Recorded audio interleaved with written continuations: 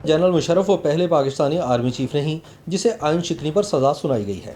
मुशर्रफ से पहले martial administrator general Muhammad Yahya Khan को भी गासिब करार दिया गया था, लेकिन ये पहला मौका है कि किसी फौजी हुक्मरान को सजाए मौत सुनाई गई है। फौजी गासिबों के खिलाफ मुकदमात का आगाज बराह रास्त मार्शल चैलेंज करने से नहीं हुआ।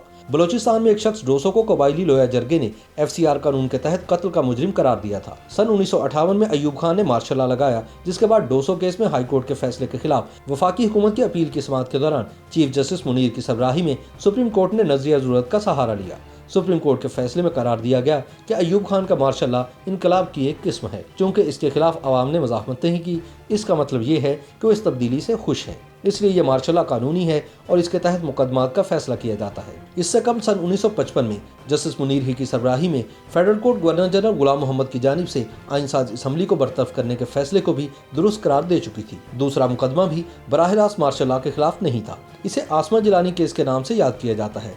आसमा जहांगीर ने अपने वालिद मलिक गुलाम जिलानी की गिरफ्तारी के खिलाफ लाहौर हाई कोर्ट से रुजू किया था और इसके लिए सन 1962 के आइन का हवाला दिया था। लाहौर हाई कोर्ट ने उज़र पेश किया कि मार्शल लॉ रेगुलेशन की वजह से वो इस केस का फैसला नहीं कर सकते। ये मामला सुप्रीम कोर्ट पहुंचा, जिसके चीफ जस्टिस हमीदुर रहमान थे।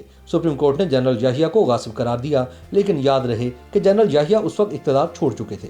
इस फैसले में इनके लिए कोई सजा तजवीज़ नहीं की गई, लेकिन जमहूरियत बहाल करने का हुक्म दिया गया था। इस फैसले की वजह से civilian martial law administrator Zulfikar Ali Bhutto को मार्शल लॉ उठाना पड़ा था। सन 1977 में जनरल ज़िया उल हक के मार्शल लॉ के खिलाफ नुसरत भुट्टो ने अदालत से रुजू किया, लेकिन चीफ जस्टिस अनवारुल हक की सरबराही में सुप्रीम कोर्ट ने नजरिया जरूरत को जिंदा करके मार्शल लॉ को जायज करार दे दिया। सन 1999 में जनरल परवेज मुशर्रफ के मार्शल लॉ को उस वक्त के मुस्लिम लीग नून के रहनुमा जफर अली शाह ने सुप्रीम कोर्ट में चैलेंज किया। चीफ जस्टिस इरशाद हसन खान की सरबराही में सुप्रीम कोर्ट ने डोसो केस और नुसरत भुट्टो केस के नजरिया जरूरत की मिसाल पेश की, बल्कि जनरल परवेज मुशर्रफ को 3 साल तक हुकूमत के अलावा आइन में तरमीम का इख्तियार भी दे दिया। जनरल परवेज मुशर्रफ के सन 1999 के इक़दामात को सन 2002 के आम इंतखाबात के नतीजे में बनने वाली पार्लियामान ने कानूनी तहफ़्फ़ुज़ फराहम किया, लेकिन सन 2007 में उन्होंने एक बार फिर आइन मुअत्तल करके इमरजेंसी लगा दी। वो अगली पार्लियामान से इस अमल को कानूनी तहफ़्फ़ुज़ न दिलवा सके। दिसंबर सन 2013 में जनरल मुशर्रफ के खिलाफ आइन पाकिस्तान के आर्टिकल 6 के तहत संगीन गद्दारी का मुकदमा कायम हुआ